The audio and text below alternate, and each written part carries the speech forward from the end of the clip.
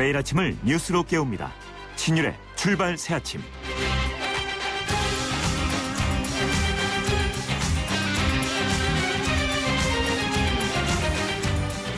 이제 총선이 8일 남았습니다.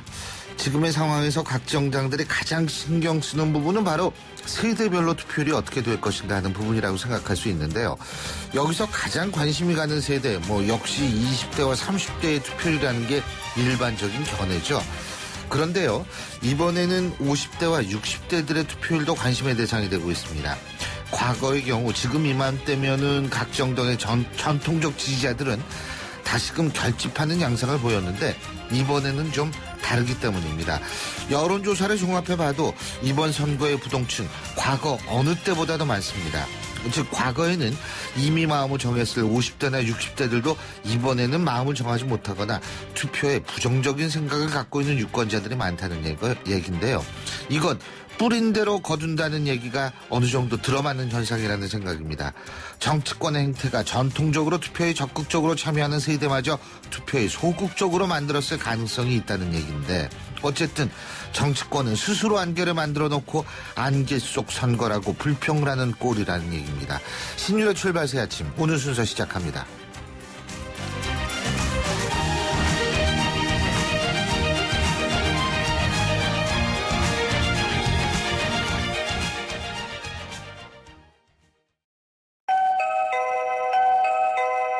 늘 반가운 소리로 우리를 맞이하는 코맥스. 이젠 코맥스 홈 IoT로 언제 어디서나 편리하고 안전한 우리 집을 만날 수 있습니다. 삶의 가치와 행복을 만드는 기업 코맥스. 예, 지금까지 들어온 뉴스 정리해 보겠습니다.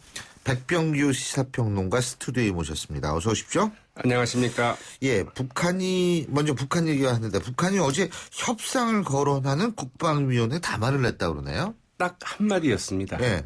네, 유엔 안보리 제재 결의 의혹과 한 달 만인데요. 예. 이 북한 국방위원회는 그 담화를 통해서 유엔의 그 대북 결의를 시대착오적, 이 자살적 망동이라고 비난하면서도 일방적인 제재보다 안정 유지가 급선무이고 군사적 압박보다는 협상 마련이 근본 해결책이라고 이제 주장을 했습니다. 예. 원고지 40장 분량에 협상을 거론하는 것은 단 한 문장이었는데요. 그러나 그 한반도 비핵화와 그 평화협정을 그 병행 추진하자는 중국의 제안, 그리고 그 다음 달 예정되어 있는 제7차 노동당 대회를 염두에 둔 이 국면 전환 시도 아니냐, 이런 관측도 이제 나오고 있죠. 한마디로 본인이 이제 혼자서 북치고 장구치고 다 하는 건데, 언제는 불바다, 어떻게 어디를 타격하겠다, 조준하고 있다, 이런 얘기를 하다가, 이제는 이런 얘기를 하는데, 이게 우리 정부가 반응이 없어서 그럴 거예요, 아마. 우리 국민들도, 좀 이게 떨고 이래야 되는데, 그러지 않으니까. 근데 우리 정부나 미국은 여기에 대해서 반응이 어떻습니까? 일단 우리 정부는 그 일축했습니다. 예. 그 문상균 국방부 대변인 어제 그 정례 브리핑에서 지금은 북한의 잘못된 행동에 대한 그 제재에 집중할 때다, 이렇게 얘기를 했고요. 대화를 논할 시기가 지금은 아니다, 이렇게 얘기를 했습니다. 그러나 미국 측의 반응은 조금 다르긴 했는데요. 이 미 국무부의 그 데니얼 러셀 동아시아 태평양 담당 차관보, 예.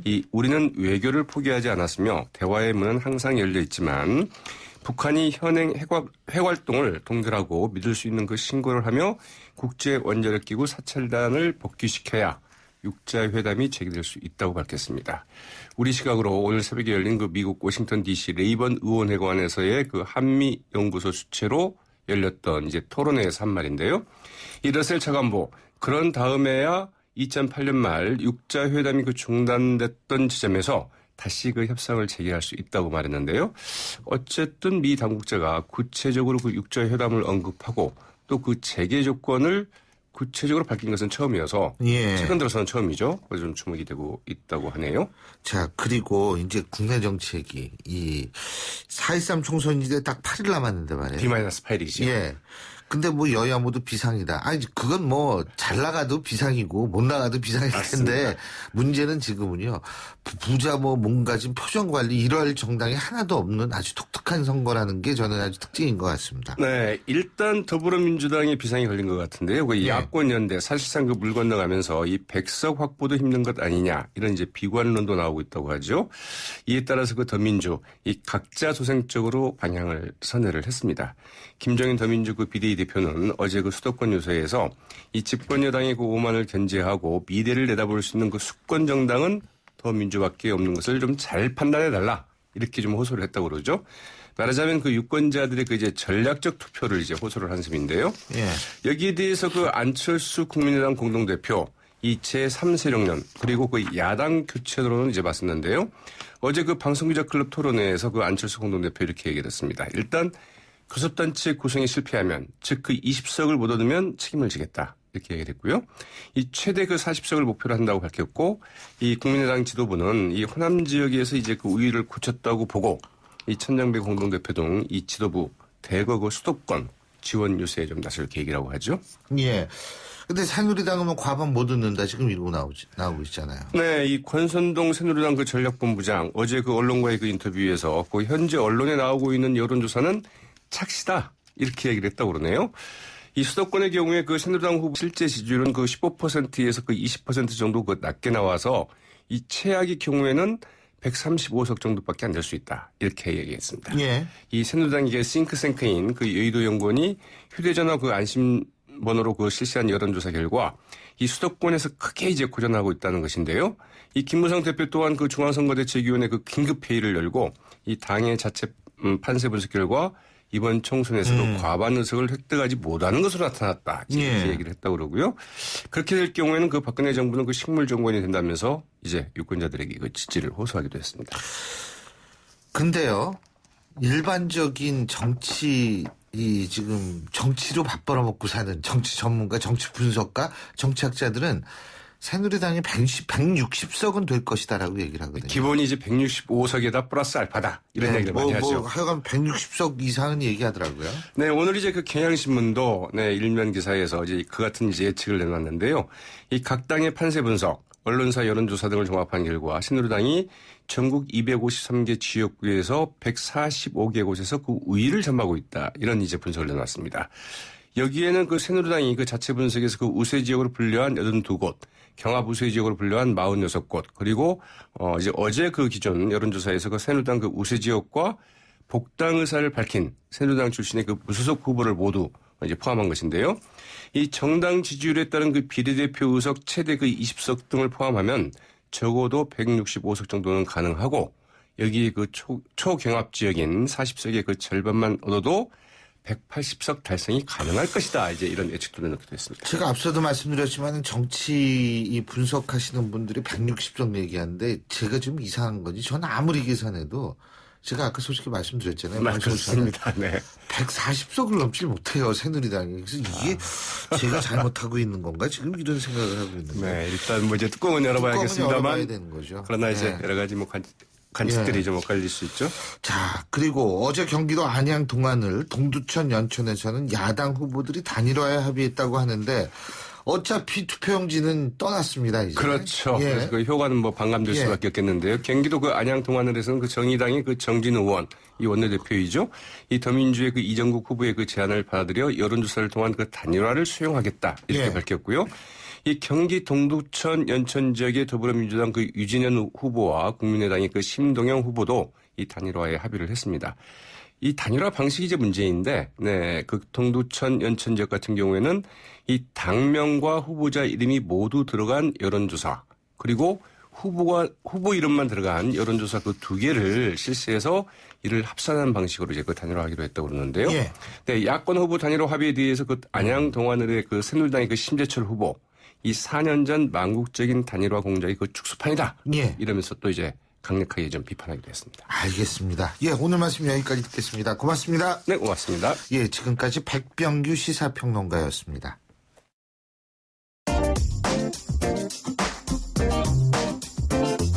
여러분이 지금 듣고 계신 주파수는 FM 94.5MHz입니다. YTN 뉴스 FM.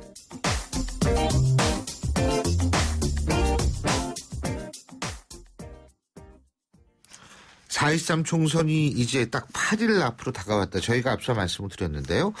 그래서 여야 모두가 하루가 멀다 하고 경제정책 공약을 발표하고 있습니다. 근데 뭐 무슨 공약을 내세웠는지 모르겠다. 이런 분들 많으시죠. 그리고 이게 정치권이 공약은 열심히 내놓는데 이것이 막상 국회 임기가 시작하고 나서 피부에 와닿는 정책으로 변하는 거는 별로 못 봤다. 이렇게 생각하시는 분들 솔직히 많을 것 같습니다. 그래도 우리가 공약을 안 들여다볼 수는 없죠. 그래서 오늘은 여야의 경제 공약을 한번 들여다보겠습니다. 먼저 여당으로 가보죠. 청와대 경제수석을 지내셨죠. 새누리당 조원동 경제정책본부장 전화 연결합니다. 안녕하십니까? 네, 안녕하십니까? 예. 지금 핵심적인 경제정책 공약이 뭐예요? 글쎄요, 저 청년 일자리를 만들기 위한 기업 투자 촉진 그리고 3% 경제 성장을 위한 정책들을 얘기하는데요. 예. 그중에는 뭐 한국판 양적 완화도 포함되겠죠. 아, 양적 완화. 이게 지금 상당히 이 뜨거운 감지 아니에요? 그렇게 됐으면 그만큼 국민들께서 전체적으로 보시고 판단을 해줄 수 있을 거라고 생각합니다. 근데요, 솔직히 얘기해서, 예? 양적 완화, 이게 일반 국민이 판단할 정도로 이게 그렇게 간단한 문제가 아니잖아요. 경제 문제는 굉장히 복잡합니다. 그렇죠. 그래서 사실은 이 문제를, 이거 뭐 얘기하는 건 좋은데, 진짜 여론을 정치권이 수렴할 생각이 있다면, 이걸 좀 단순화시키고 간단하게 쉽게 설명을 해줘야 돼요.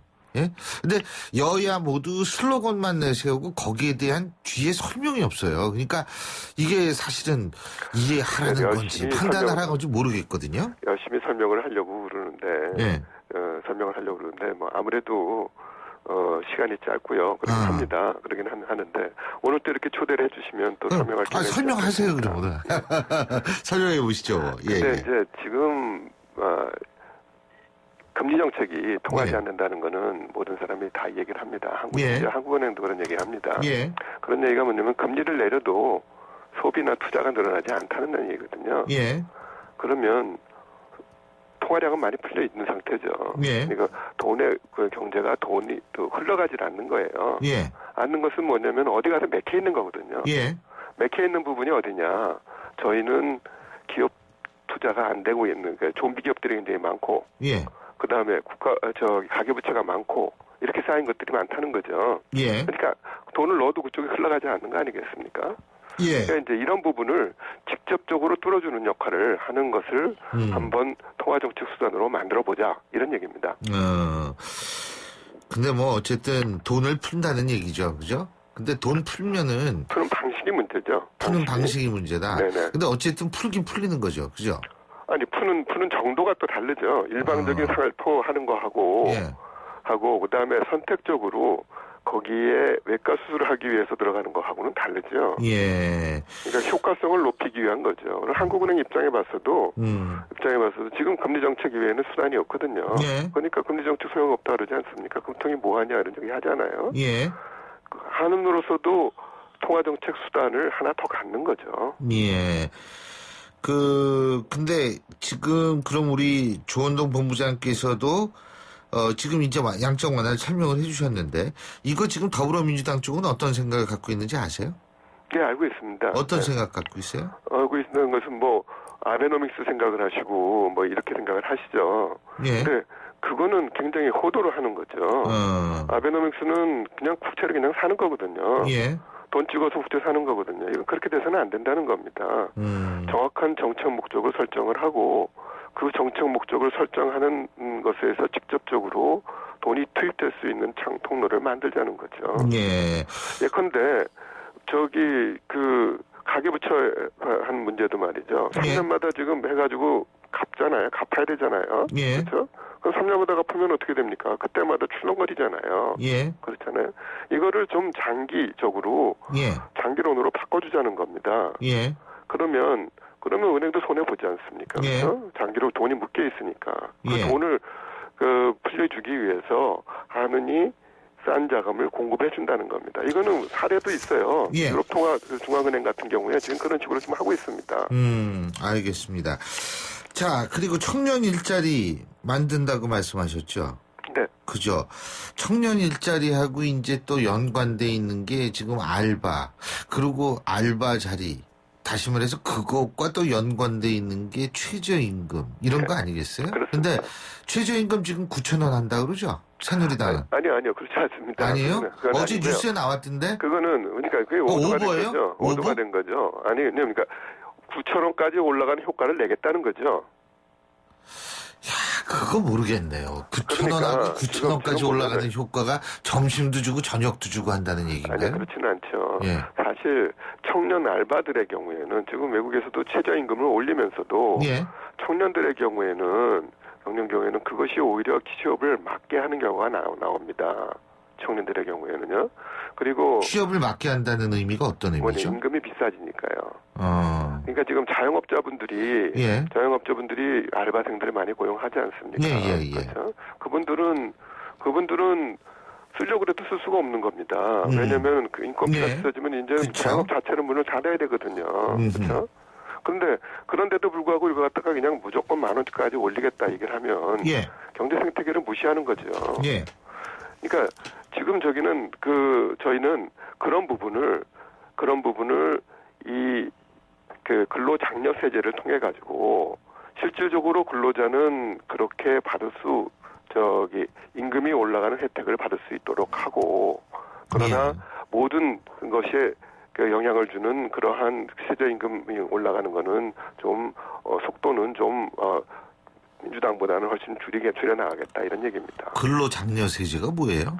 근로상제는 일단 자기가 벌면 말이죠. 예. 벌면 일정한 그 목표소득이 정부가 정한 목표소득이 있습니다. 그 목표소득만큼 모자르면 그만큼에 대해서 인센티브를 주는 겁니다. 목표소득은 또 뭐죠? 목표소득이라는 것은 이제 정해놓은 소득이 있어요. 그러니까 뭘 위해서 뭘 기준으로 어떻게 정하는 소득이에요? 그러니까 그건 조금 복잡하긴 한데요. 그러니까 지금 맞벌이의 경우에 예. 호벌이의 경우에 3인 가족의 경우에는 연소득이 한 2,200만 원 정도를 목표로 지금 하고 있습니다. 거기에 모자랄 경우에는 장려금을 해가지고서 마이너스 조세죠. 그래서 그걸 갖다 정부가 채워줍니다. 예. 보전해주는 겁니다. 그래서 지금 거기에 들어가는 돈이 예산이 1조 1천억, 자녀장려금까지 포함하면 1조 7천억이 정도 들어가고 있습니다. 예. 그래서 이제 그런 거를 통해 가지고 9,000원의 효과를 내겠다. 네, 그죠? 그렇습니다. 네. 예. 뭐 어떻게 될지는 모르겠습니다만 또 하나 아까 그게 더 오히려 책임 있는 거 아니겠습니까? 일방적으로 하는 것보다는 예. 일방적으로 기업들이 알아서 해라 하는 것보다는 아니 그리고 정부가 기업이 그만큼- 아니고 그 얘기는 많은 분들이 공감을 하죠. 네. 알바 시급 올려서 제일 큰 피해 받는 건 소상공인이다. 이런 네. 얘기들이 있는데 그렇습니다. 그래서 이제 양쪽이 조금 윈윈까지는 아니더라도 손해를 덜 보는 쪽으로 나가는 거는 굉장히 필요하다는 생각에 공감하실 분들은 많으실 겁니다. 그리고 3% 경제 성장 말씀하셨어요. 그죠? 네네. 이거 가능해요? 가능해야죠. 아니 글쎄 당위론적으로 가능해야 되는데 실제적으로 가능하냐고요. 아니요, 지금까지 그렇게 해오지 않았습니까? 예. 해오지 않았습니까? 예. 지금 우리가 자꾸 경제 성장에 그런 예. 어떤 동력이 자꾸 떨어진다 하고 있어요. 예. 그런데 그러려고 그러면은 그거를 경제 잠재력이라 성장 잠재력이죠. 그렇지 않습니까? 예. 정장 잠재력을 예. 키우는 그런 투자가 계속이 돼야 됩니다. 예. 성장 동력도 찾아내고요. 그렇습니다. 예. 자, 그리고 상대당 얘기 잠깐만 해볼게요. 네네. 지금 더불어민주당이 주장하는 경제민주 어떻게 평가하십니까? 역시 강봉균 위원장과 마찬가지로 포퓰리즘이다. 조원동 본부장께서도 이렇게 생각하십니까? 저는 편가르기라고 생각합니다. 편가르기 생각합니다. 네 편 내 편 가르기 위해서 예. 그래서 거기다가 보호해주고 상대편 묻고 예. 하는 거거든요. 그렇게 되면 경제라고 하는 것이 하나 순환하는 거 아니겠어요? 예. 대기업 중소기업 편을 가르고 그 다음에 부자하고 못 사는 사람하고 가르고 이렇게 해가지고서 표를 얻자고 하는 것은 예. 그런 표를 얻을 수는 있지만 정치 공략적으로는 그렇게만 생각할 수는 있지만 그러나 이것이 경제 전체를 생각한다 그러면 예. 경제 순환계가 깨트려지는 거 아니겠어요? 예. 인위적인 규제를 가지고 만들어 놓으면 규제 완화하면 뭐합니까? 자꾸 규제가 생기는 거 아니에요? 예. 예를 들어서 우리 지난달에 우리 알파고 그하고 이세돌 경기를 보면서 얼마나 부러워했어요. 딥마인드 얘기 많이 부러워했지 않았습니까? 우리는 지금 딥마인드를 갖다 인수한 게 누굽니까? 구글 아니에요? 그것도 영국계 회사예요. 예. 우리는 그런 게 불가능하잖아요. 지금 현재.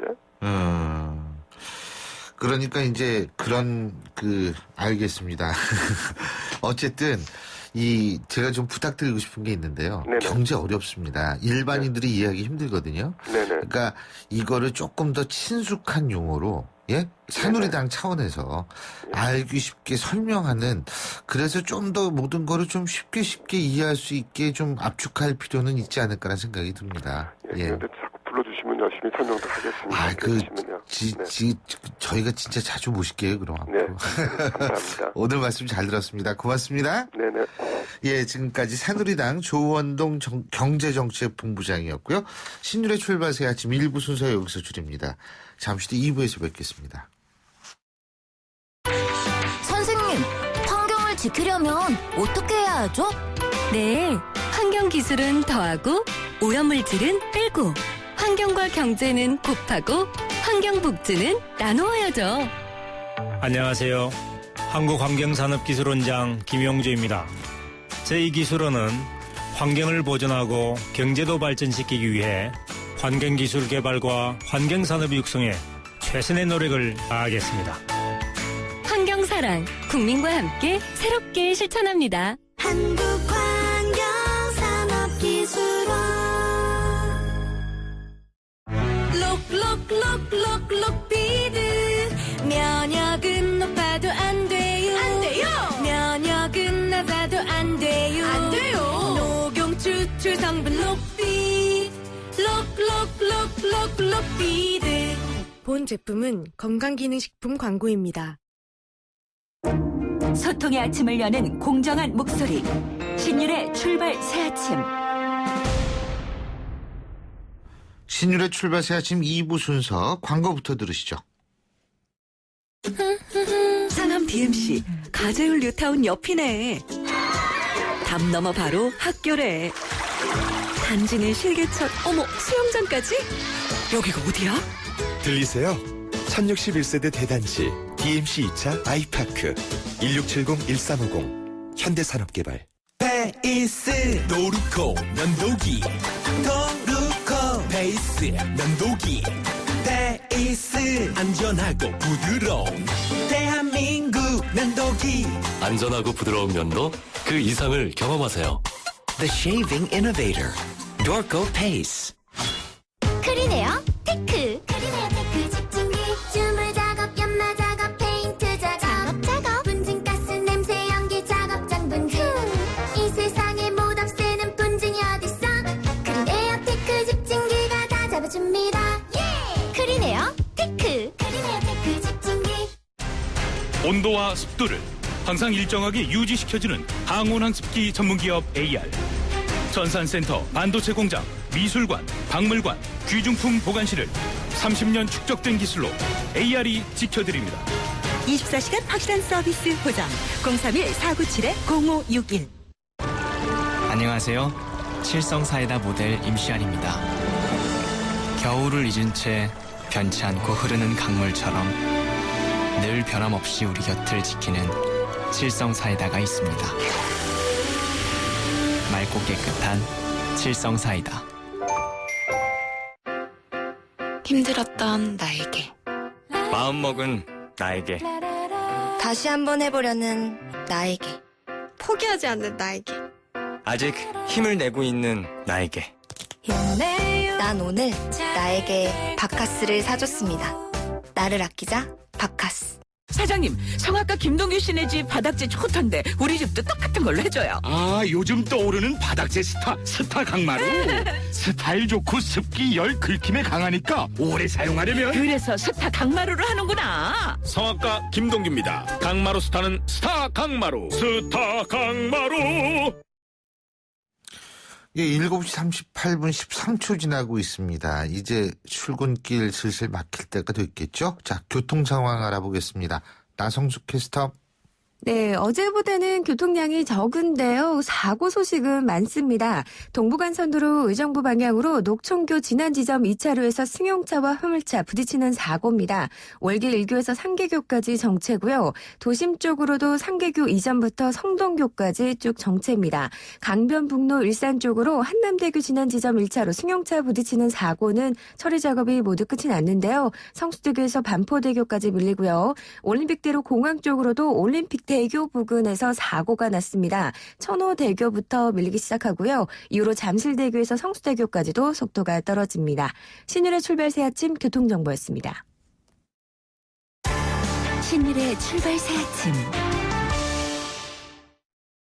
앞서 일부에서는 새누리당의 경제 공약 얘기 좀 들어봤죠? 자, 이번엔 야당 더불어민주당으로 가보겠습니다. 노무현 정권 시절에 경제부총리를 지내셨죠. 야당 내 그리고 대표적인 경제 전문가신데요. 더불어민주당 김진표 선대위 부위원장 전화 연결합니다. 안녕하십니까? 네, 안녕하십니까. 김진표입니다. 예. 자, 조금 전에요. 이 더불어민주당이 내세우고 있는 경제민주화, 예? 이거에 대해서 새누리당은 상당히 그 분열적 프레임이다. 이런 얘기를 했는데 여기에 대해서 어떻게 보십니까?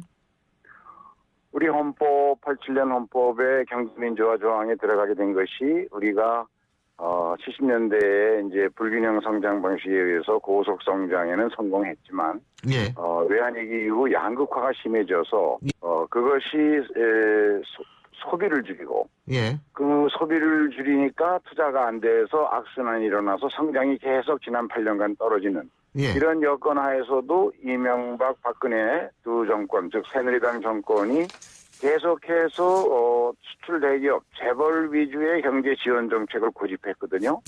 그런데 그 성장의 결과는 계속 나빠지고 있습니다.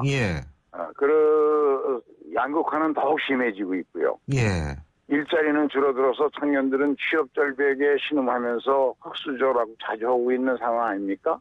이런 상황에서 소득, 이 경제 운영의 패러다임을 근본적으로 바꾸려면 저는 경제 민주화와 지금까지 재벌 위주의 성장 정책을 가계소득 지원 중심 정책으로 소득 성장 지원 정책으로 큰 틀을 바꾸지 않으면 우리 경제가 이 위기에서 극복할 수 없다고 생각합니다. 자, 그래서 더불어민주당이 그럼 내놓은 경제정책 공약 대표적인 게 어떤 것들이 있습니까?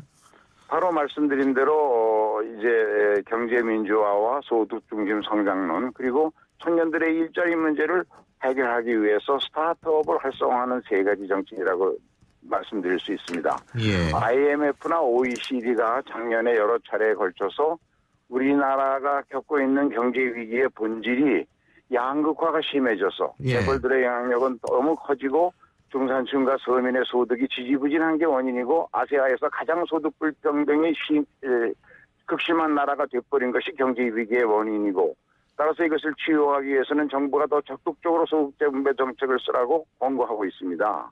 이 정책을 구체화하는 방법으로 경제민주화와 가계소득 중심의 성장론 그리고 스타트업 활성화로 일자리를 만들어내는 이 세 가지 정책을 우리 당은 채택하는 것입니다. 가계소득 중심 성장론 여기에 구체적인 그런 방식이 뭐예요? 그것은 정부가 지금까지 재정력을 재벌들을 지원하는 데 주로 썼지만 그것을 돌려서 보육도우미, 복지도우미 또 교육도우미와 같이 우리 복지 전달 체계를 보완하는 이런 일자리들을 좋은 일자리들을 정부가 재정을 통해서 만들어내고 이것을 통해서 중산층과 서민 가계의 소득을 늘려주면 그것이 소비를 늘리고 선순환을 이루게 되고 재정의 낭비도 막게 된다는 것이죠.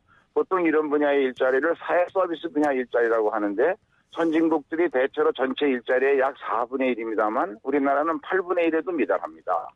그래서 이런 정책의 보완이 필요하고요.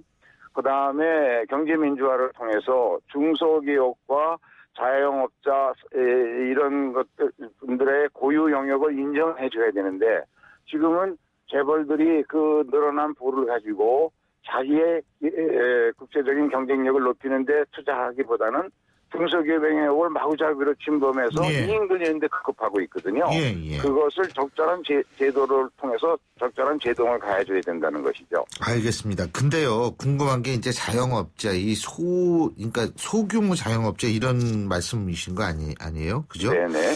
근데 이게 지금 더불어민주당 같은 경우에는 지금 예를 들면 최저임금을 시간당 10,000원으로 올리겠다 이렇게 나오잖아요.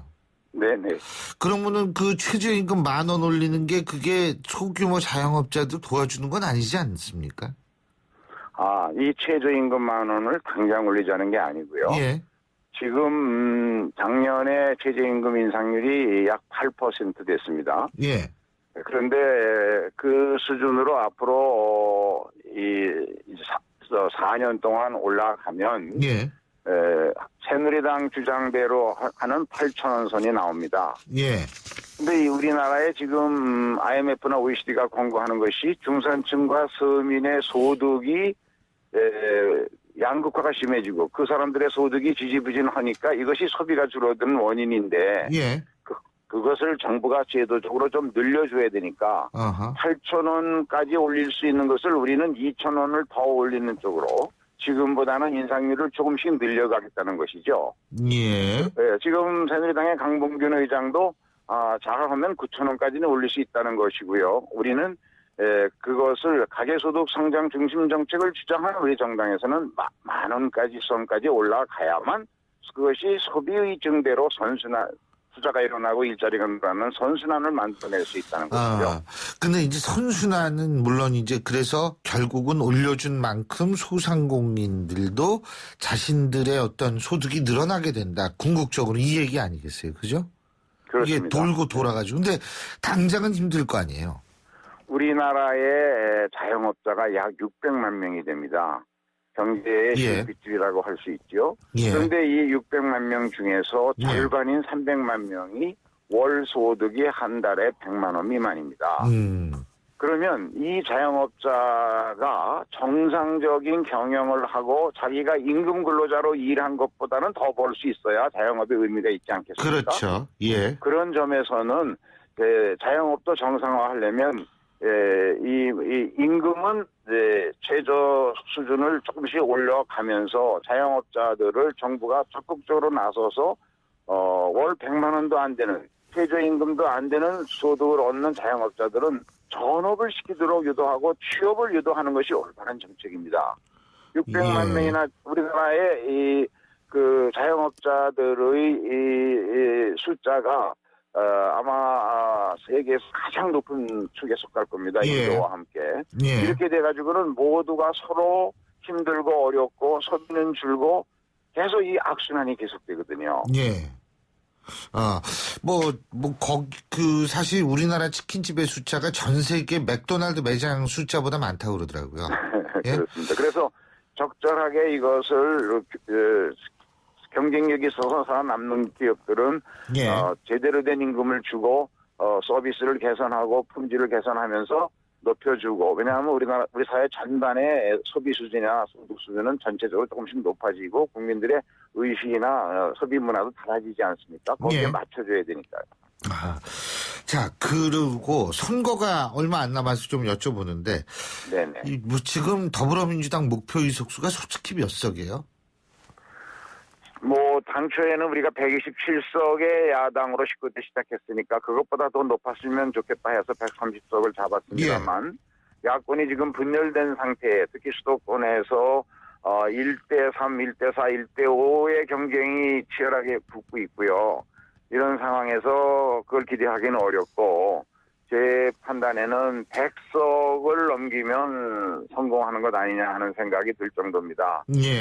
다만 여기서 유권자들께 호소하고 싶은 것, 또 다른 야당의 후보들에게 호소하고 싶은 것은 지금 많은 유권자들의 이 요구는 야당이 좀 단일화하고 연대하고 통합해서 단결해서 이번 선거를 통해서 박근혜 정권의 잘못된 이 재벌 위주의 경제 정책을 심판하고 경제를 좀 정상화시켜달라는 그런 명령이 강하거든요. 그런데 이걸 야당이 분열돼서 그 뜻을 못 이루게 되면 국민에게 또 한 번 죄짓고 배신하는 것이 되죠. 자, 그런 점에서 예. 이게 저는 우리 이제 정치인들이 해결해야 할 과제인데 정치인들이 못할 경우 저는 시간이 얼마 안 남았기 때문에 유권자들이 투표를 통해서 사실상의 야권 단일화와 연대를 만들어 주시리라고 확신합니다. 예. 그 당선 가능성이 높은 후보 그런 후보를 몰아주고 사표를 방지해야만 새누리당에 어부지리를 주어가지고 원하지도 않는 새누리당 후보가 당선되는 것을 최소화할 수 있겠죠. 지금 말씀하신 게 이제 국민의당 입장에서 볼 때는 사표 방지 심리라는 그런 주장을 자극해서 자신들에게 불이익을 주고 있다 이렇게 주장을 하는 거죠. 지금 네. 사실 그렇지 않습니까? 그렇지만 예. 지금 현재 이 정치가 해야 할 가장 큰 과제 중에 예. 경제는 더불어 잘 사는 경제를 만들어야 하고 그리고 정치인은 경제를 살리는 것이 최우선인데 그러려면 경제 운영의 큰 틀을 바꾸라는 국민의 요구를 어떻게 야당은 만족시킬 수 있냐가 최우선의 과제 아니겠습니까? 근데 국민의당도 공정성장론을 주장하지 않습니까? 공정성장론 옳은 얘기죠. 그 공정성장론을 실천하려면 예. 정권을 교체해야 하고 새누리당의 잘못된 정책을 예. 그것을 심판해 주어야만 그게 새누리당이 반성하고 바꿀 텐데 야권은 예. 분열돼가지고 새누리당이 지금보다 더 다수 의석을 얻게 돼버리면 그러면 공정성장론 어떻게 실천할 수 있겠습니까? 네, 오늘 말씀 여기까지 듣겠습니다. 고맙습니다. 네, 감사합니다. 예, 지금까지 더불어민주당 김진표 선대위 부위원장이었고요. 신율의 출발새 아침 2부 순서 여기서 줄입니다. 전 8시 10분 3부에서 뵙겠습니다.